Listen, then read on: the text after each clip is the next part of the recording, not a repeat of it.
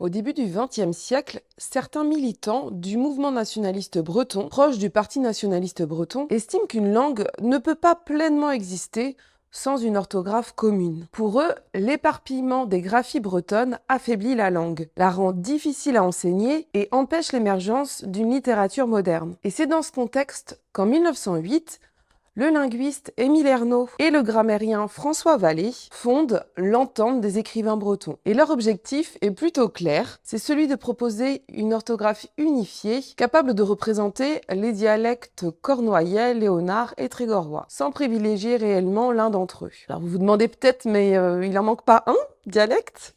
Si, le vantais. Et le vantais est défendu à l'époque par Louis Hérieux, notamment dans sa revue Dit une âme. Et il reste en dehors de ce compromis de 1908, malgré une production littéraire active et des tentatives ultérieures d'unification qui échouent dans l'entre-deux-guerres. Cette norme, qui sera plus tard appelée KLT, repose sur l'héritage de Legonidec. Et derrière ce travail apparemment technique se cache un projet profondément politique et culturel, celui de faire du breton une langue de savoir, d'enseignement et de création.